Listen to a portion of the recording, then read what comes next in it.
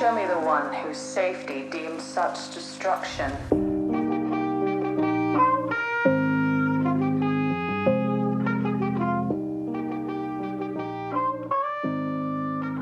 Welcome to Fandora's Box. This is the podcast where we talk about our favorite fandoms in terms of our thoughts, theories, and opinions. We also like to do a little production analysis as well as story dissection. My name is Tyler Gardner, and I am joined, as always, by my friend and co-host, Christian Amante.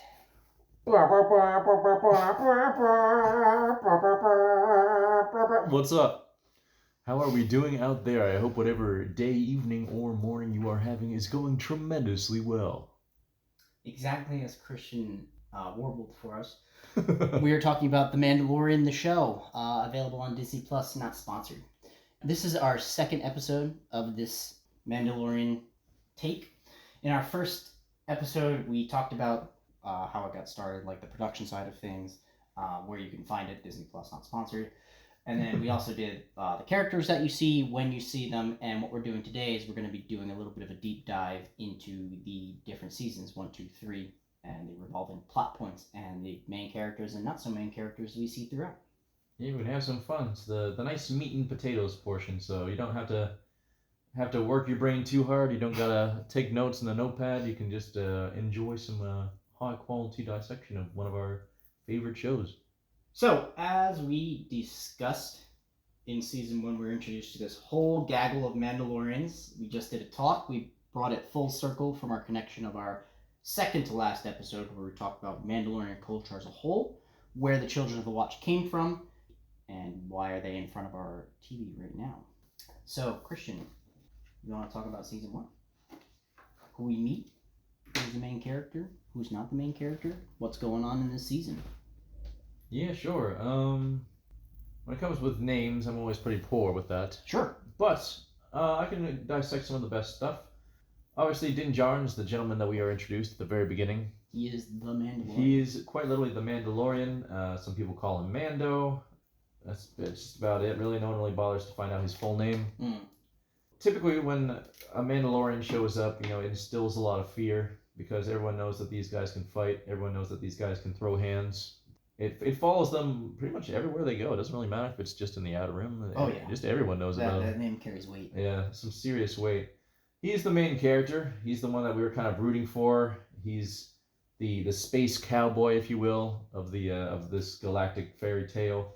And we are introduced to a lot of people that he works with. So his is it just called? I think it's just called the Guild. It's the Bounty Hunters Guild. The Bounty Hunters Guild. Yeah, it doesn't have a very unique name. It's just kind of the Bounty Hunters Guild. Well, the Bounty Hunters Guild is an organization in Star Wars. Yeah. That's just a sector, chapter of it. Yeah, just a chapter. So the leader of that, I believe, is Greef Karga. Correct. He is Apollo Creed as well. Yeah, Carl Weathers. Yeah. He's interesting because he's one of those characters, especially in season 1, where we don't know where his allegiances lie. No. He just seems to be kind of a very enigmatic, like, I'm running a business, but like... Yeah, he runs the guild, essentially, that guild chapter. His allegiance appears to be to the guild, but he also doesn't, seem to have any qualms about the higher earning members of his party, but also has some ties with his clients. So like, it's one of those kind of standard arrays of, does the person trust the customer more than they trust the client? Yeah. That kind of situation. But he basically works as an intermediary, and he gives Din Djarin the task of finding Baby Yoda, who is a 50-year-old target, according to Greef Karga. Yes, I would like to eat the baby. But essentially, the Mandalorian, Mr. Din Djarin, is sent on a task, a harrowing task that no one seems to have successfully done, to retrieve this 50-year-old man from prison, not realizing that it's a Baby Yoda, which, in case you guys don't remember, in Return of the Jedi, it's revealed, it might even been revealed in Empire, but Yoda is 900-something years old by the time he passes away. So the lifespan of that race is ridiculous compared to that of a human being. So 50 years old is still a baby, and for all intents and purposes, compared to the human timeline. So he was expecting a full-grown man, but he got was a small infant child. And that's kind of where we're introduced to those two main characters. And then we also are introduced to some of the side characters as well. Ugnaught, I forget if he has a full name. I think it's Queel. Ugnaught Queel, that's right. Yeah. Who kind of is the mentor figure, the father figure, I guess you would say, for Mando in his journey. He plays the role of constantly getting Mando out of some shit. Yes. He also helps to temper the virulent bounty hunter, as well as kind of help reduce his tension towards droids, which he's had for quite some time. We're also actually, speaking of the droids, we're introduced to a bounty hunter droid.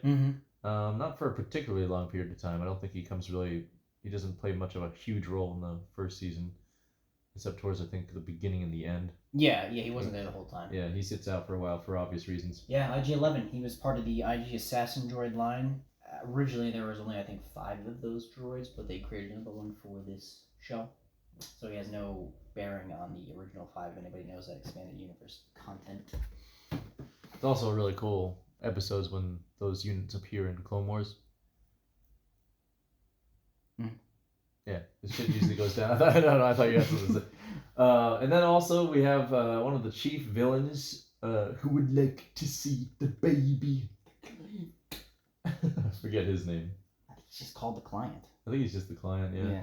But basically this is an old Empire gentleman who seems unimportant before becoming somehow the most important plotline generator of the entire show. He himself as a character is unimportant. Yeah. His connections are incredible. He's an unimportant dude, but he generates the most important main plot line. His boss. Yeah, essentially, yeah. Yeah. He's the catalyst, if you will. And then we also have, who am I missing? I'm missing Fennec. Yeah, she was only one episode, so she could be kind of cast off. You don't expect too much. She's important, but it's just the introduction for her. There is Cara Dune. We are introduced to Cara Dune, the ex-Republic Ranger. It gets kind of tough talking about those characters that just stop existing. Yeah. In the timeline. Well, also I think both Fennec and Cara Dune don't really have a particularly prolific role in season 1. No.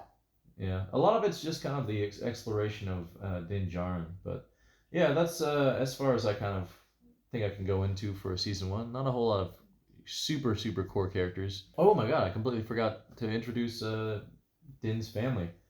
So he has in his clan that we talked about his Children of the Watch. There is the Armorer, who a lot of people affectionately call Grandma Yoda, because you have the crazy aunt Yoda, and then you have Grandma Yoda. So the Armorer, she basically runs. I guess it would be fair to say runs. She's a matriarch. Yeah, the Children of the Watch in its current chapter. Yeah, covert. Yeah. She's extremely powerful both in combat, and she also is probably the religious figurehead as well, I would say. Yeah, she goes as far with tradition to literally fight with armory gear, because she takes the role of armorer so seriously that she's not like conventional warrior. She will literally she beats a bunch of clones to death with simply tongs. She breaks armor with a hammer and tongs. She's dedicated and she's badass, and I love her. Yeah. There's also Paz Vizsla of Clan Vizsla. A very important figurehead. One of my favorite characters, actually probably my favorite non-main character, is Paz Vizsla. Amazing dude. Super big, massive guy. He carries around literally a minigun laser, which is crazy and wild to see. And then there's is the size of a fucking engine. Yeah, and then there's the rest of his chapter. I don't think you see really. There's not a whole lot of even within all 3 seasons. You're not really not a lot of specific characters now. I mean, the only other one is Paz Vizsla's son. Yeah. Which really, I mean, that's not. Yeah, he's So that's who you kind of meet.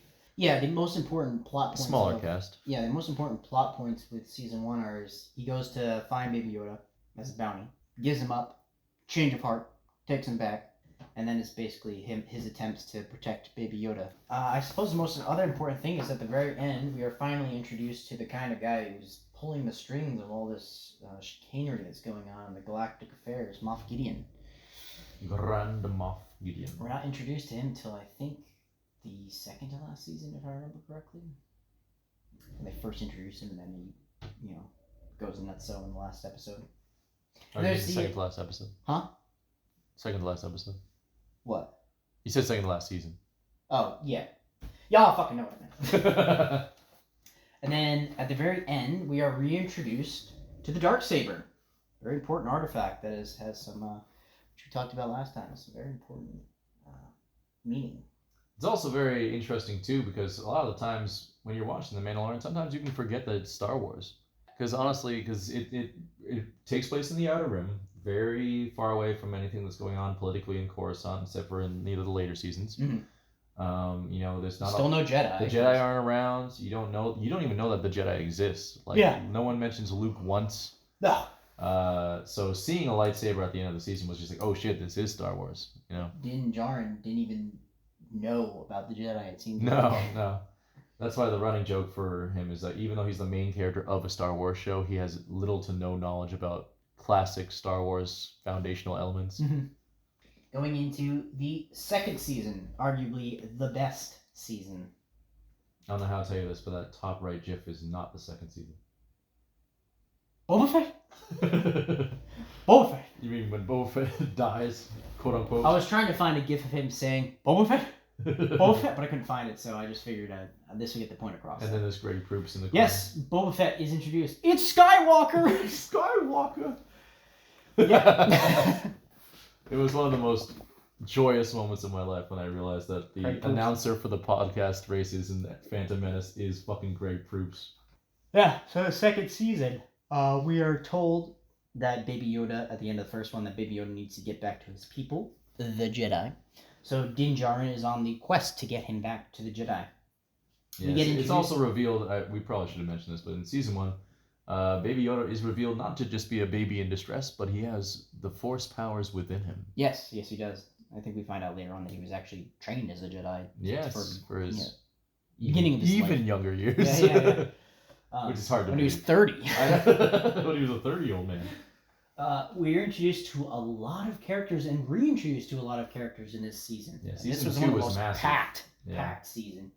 One of the very first new characters we're introduced to, but he's not actually new. He's new to The Mandalorian, but he's not a new character to the Star Wars universe. That is the man, the myth, the long arm with the fucking law. Yeah. Cobb Vanth. Is it fair to say that he's your favorite character in The Mandalorian? One of them. Yeah, he's up there for sure. Yeah, Tyler's a huge Cobb Vanth fan, and I'm honestly a big fan of Cobb Vanth myself. He's great. He's a great character. Very, the perfect stereotypical, cowboy ranger, kind of, sheriff dude. He's the guy's got the big iron on his hip, or I should say the big iron all around his body, kind of a thing. He's important because along the way, Din Djarin is attempting to get in contact with other Mandalorians to help him find the Jedi. He is told of a Mandalorian on Tatooine. Who walks in? Some dude wearing some very familiar armor. So I know what we're all thinking. Fucking Boba Fett? Cobb Vanth. Cobb Vanth's kind of interesting. Mando was pretty against him to begin with, too. Absolutely. Because he thought he was just he was totally on board with him being a Mandalorian until he realized that he's not wearing the helmet, not part of his group. And at this point, people might be like, well, doesn't he know about all the other sects? No, Din Djarin has no idea that there's any other Mandalorians that don't follow his particular cult of wearing the helmet. Very cloistered. Yeah. So, even this could have been... could have been any other Mandalorian. And didn't matter. It could have been an actual Mandalorian, and he would have been like, where'd you get that armor, that kind of thing. Yeah. So he just happened to bump into He has the same reaction to other Mandalorians. Exactly, yeah. So he just... It's kind of funny that he ended up going against the one guy who probably actually has a set of Mandalorian armor that isn't a Mandalorian. Yeah. Cobb Vanth, when we meet him, he is the sheriff of another lesser-known settlement on Tatooine called Mos Palgo. Tiny town. They actually weaved his original story from what was Expanded Universe. There is a series called Aftermath, which was the series of events, more political than anything else, about what went on in the galaxy and the Republic after the destruction of the final Death Star. Cobb Vanth, he plays a similar role. He has the same backstory. He was a slave, escaped slavery, came across Boba Fett's armor. The way he came across the armor was different than how it was portrayed in the show. However, the most important part is that he had the armor and he did, find it somehow. So that was kept same. He ended up giving out the armor, much to my dismay. Was his downfall. Yeah, but on the bright side, Cobb Vanth, not only... So people we talked a little bit about what he's done, but in terms of like his actual, like the guy's a great guy because he comes from, like you said, this horrible, stroke of, luck and misfortune, but he decides to become the sheriff. He, overtakes the rebels that have came to take over his area. Yeah, a criminal organization, Red Key or something like that. Yeah, and so he basically becomes known as the marshal Mm-hmm. of this tiny little town, which is very cool. It's like very much like the Arizona Ranger in Fallout New Vegas, where you just kind of come in, you whip up the old whippersnappers taking control of the town, and you set it right. And so that's why he was very much beloved in the second season. Great guy. The next character that we are reintroduced to is definitely a fan favorite, Bo-Katan Kryze. I should say the actress is probably a fan favorite.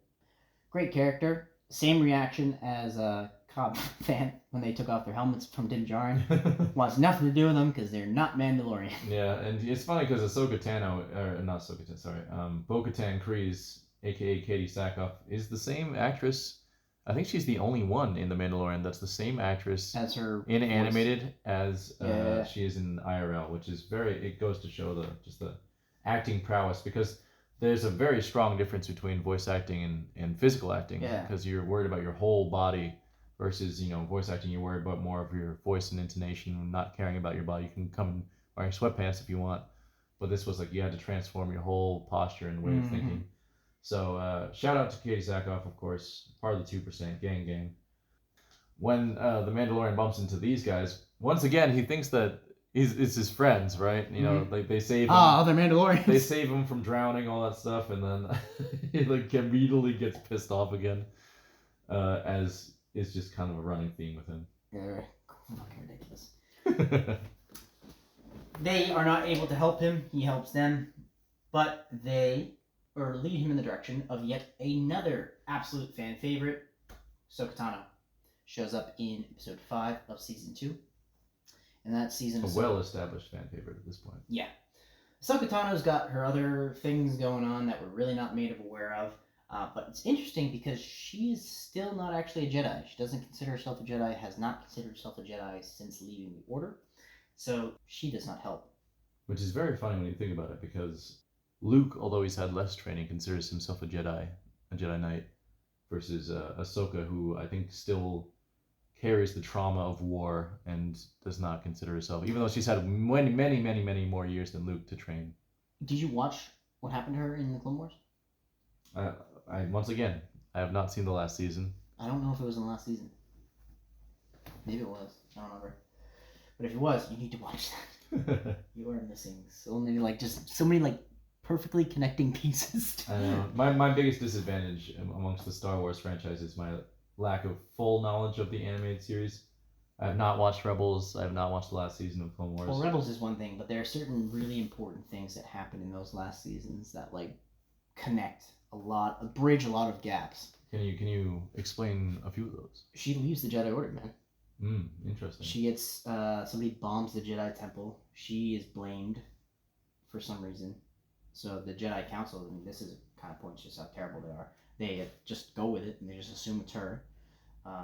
So she runs away. Which makes sense because apparently a Padawan's a terrorist.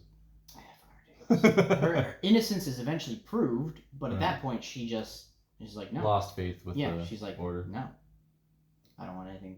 She didn't like, I don't want anything to do with it. It was much more tender than that. To be fair, I guess that makes a little bit of sense when you're trying to use the Clone Wars as a reconnecting tissue for the third movie. Because, if she was still a prominent role in the Jedi Temple, we would have seen her in the third movie. Yeah, she had to go somehow. She had to go, yeah. She had to go. So it was going to happen some way. As soon as she was introduced, I'm not sure if it was known how she was going to go, 6 seasons That later. was honestly my biggest confusion when I saw the movie in theaters. Because I was like, because they didn't kill her off at the end of the movie. I'm like, well, how are they going to play her out? Then they did the animated series. Which they could have worked with. One more reason why Anakin became evil. Yeah. Because he couldn't protect his Padawan. I mean, there's a lot I think the same thing was achieved without her death. Yeah. Pretty cool. Well, I mean, I have no complaints about the way that they played it out. It's just kind of an interesting, that we all knew it was coming. We just didn't know how. Mm-hmm. Yeah. And she's still here. Past all the other Jedi. Yeah. So we see her in the second season. A badass as always. Yeah.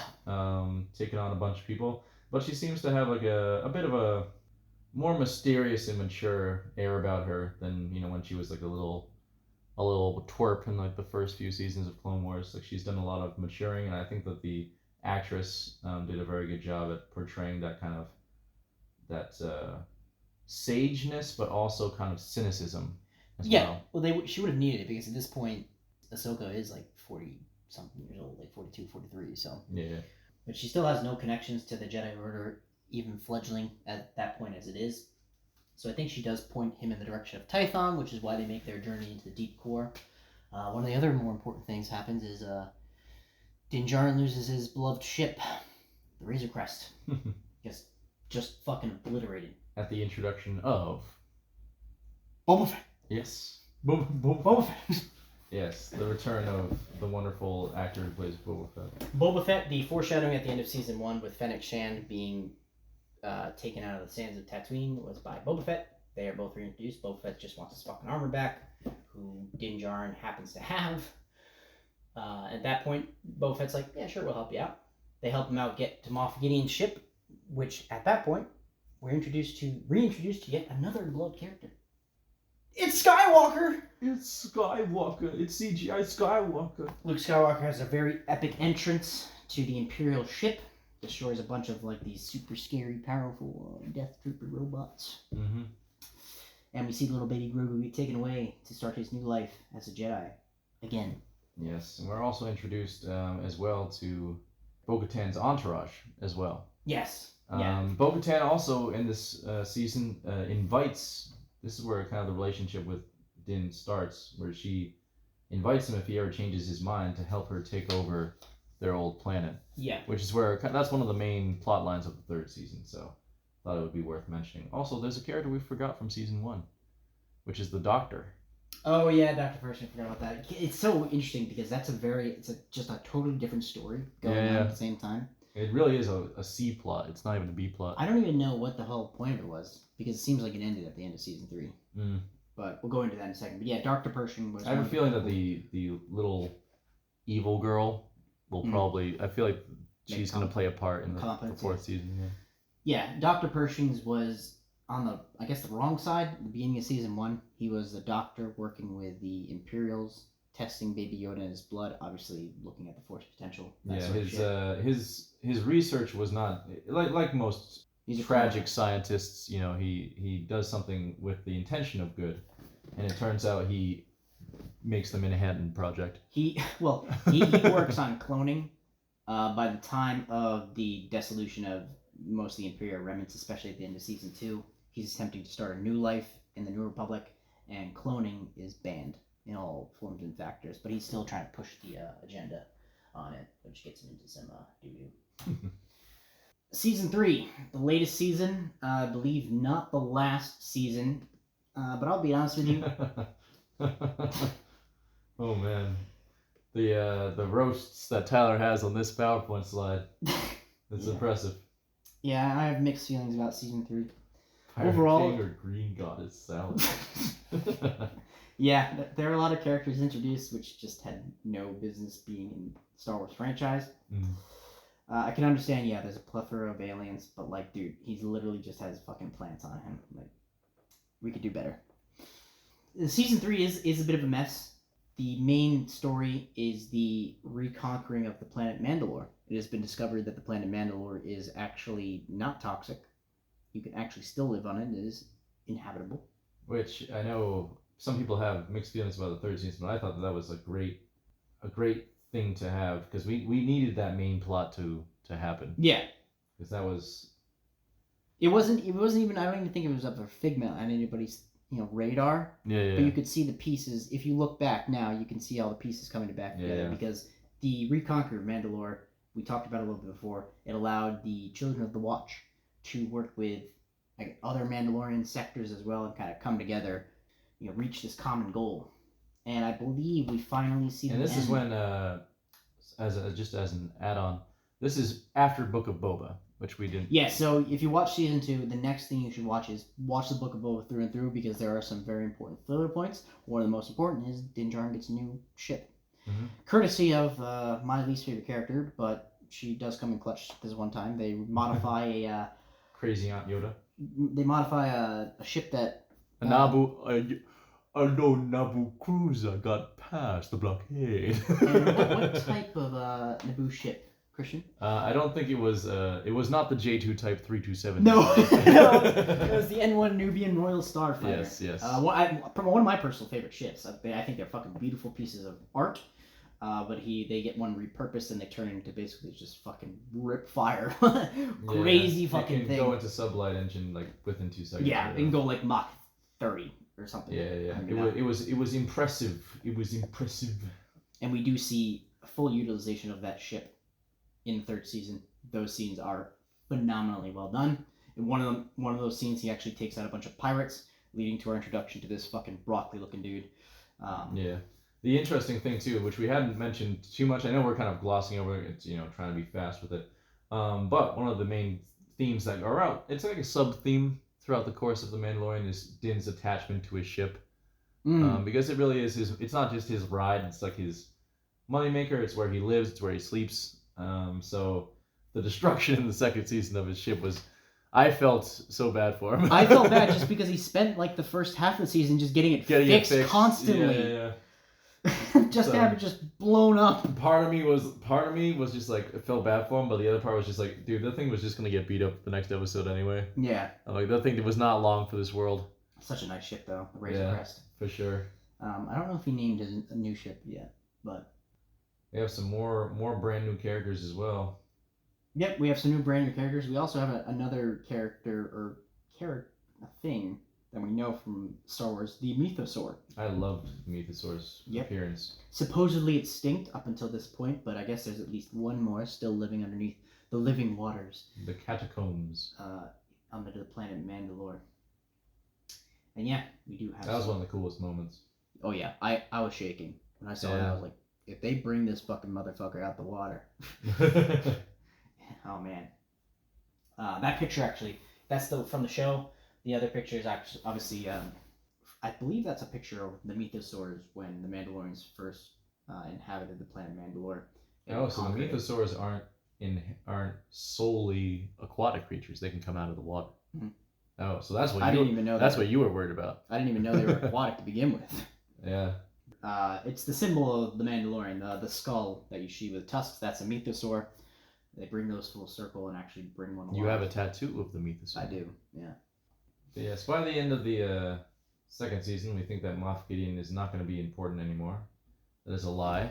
Yeah, he becomes one of the most pain in the ass villains in the 3rd season compared to the first 2, where he was kind of a pain. Yeah. But the 3rd season, no, he really supposedly dies in the 1st season. Yeah. Comes back alive. Is arrested in the 2nd season. Is just not talked about at all for like the first half of the season. Then all of a sudden, that fucking random ass Republic guy. Yeah. He's just like, that's Moff Gideon's ship. Yeah, I told my girlfriend just not to get used to him being dead, because he's just gonna keep popping up. Just get used to him. Yeah, he's the 7-year itch, man. He just keeps coming back. And each time he has a different thing going on too. It seems like. Yeah. Originally he wanted the Baby Yoda with the Force, and then it was like the 2nd season. It was the Dark Troopers with the Force clones. Yeah. And now he has fucking Beskar armor. Beskar armor. Yeah. He just keeps coming back with upgrades, people. Yeah. Upgrades. But I feel like at this point, I think he's dead. There's a massive explosion in his hidden Imperial mining facility on the planet Mandalore. So I'm assuming he's dead at this point, but who knows? Could just come back. Could come back looking like another Darth Vader. Yeah. And Esposito is too good of an actor. They're probably. I'm not gonna be mad, but I'll still be mad. Yes, sir.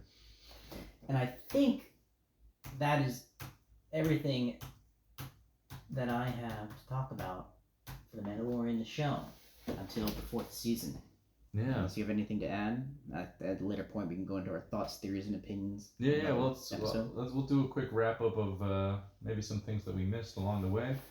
Anything that stood out to you that you really enjoyed from these 3 seasons, like in terms of like things that we haven't gone over that you might just kind of want to bring up, or some things that we've gone over and that you want to just discuss in a bit more in depth. I mean, just as a whole, I absolutely love how they expounded upon the Mandalorian culture and actually how they weaved the original story into this to keep that kind of pure. I thought that was a really, really cool thing in a lot of different aspects. So you have not just the culture as a whole, but you also keep the different schisms in mind with the splits that happen 700 BY, even down to like the minute details of like we talked about in depth, the rally points of like these specific artifacts or items. Originally the Mask of Mandalore, now we have the Darksaber.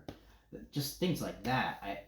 It's really nice. It's really nice to see that stuff kind of get some real justice. You know, short of that, his fucking ship, dude. That is the coolest thing. If I could have any ship in the Star Wars universe, it would be that fucking ship. It's pretty fire. It is yeah, pretty fire. no other ship could. I would keep up with that hype. Oh, not at all.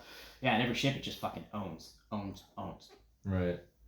I would say, yeah. So I would say one of the things that I really liked is the way that they were able to make the Mandalorian awesome, but also an underdog that you were constantly worrying about, which I think is just and something to attribute to the amazing storytelling that they do. Because in Andor, you have to remember, Andor is just kind of some guy. Mm-hmm. Like he's not like this crazy Mandalorian bounty hunter that's just like able to like kill these things with his bare hands. Like he was struggling, and you automatically felt tense and nervous in all of Andor because it's just these dudes, and you know they're gonna die, so you're like worried the whole time. With the Mandalorian, it's a little bit interesting because he is a powerful bounty hunter that gets out of a lot of situations on his own, but he's facing like an overwhelming seeming obstacle, and he has to protect this like the most vulnerable thing you can think of. Force powers nonetheless, like so it's tough to like be as good as he is. I love the concept that you can enjoy a character. It's like a very good D&D game where you can have like a decked out wizard or whatever with like as many spells as possible, but you're still worried the fuck for him, you know what I mean? He can still die. Yeah, he can still. So that's why I think it's really cool about the Mandalorian is the fact that like you have these really cool characters, Bo-Katan Kryze, who seems unbeatable, the Armorer, who seems unbeatable, the Mandalorian, who seems unbeatable, and yet they constantly are running up against these massive threats. And I think that just the storytelling is so cool, because they are trying to go after like this holy grail that is their, the remnants of their former planets. They're looking for all these quests. They have Baby Yoda, obviously, who's just this enigma. And he's being used. They don't know what they want him for, and he adds that really human element to such a cold character to begin with. It was a perfect contrast. It's like you have the hard, the soft. Yeah. Like not bad, but like bad with the good. So I would say just the storytelling to me, but we can go more into that, our thoughts, theories, opinions. For sure, that's gonna be in there. But we'll do some deep dives into like all the little kind of tidbits that we see in each episode. For sure. And be sure to catch this coming episode with the thoughts, theories, and opinions, because I'm sure we'll go over things that we missed or some things that we just wanted to add to. So we're just getting ready to pop on in. Yeah, because we'll have that 4th season coming up, and then this supposed featured media project that's going to culminate everything.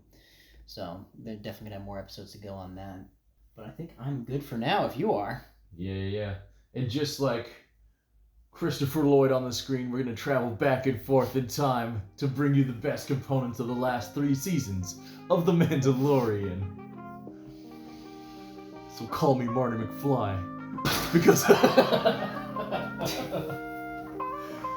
Alright, peace y'all.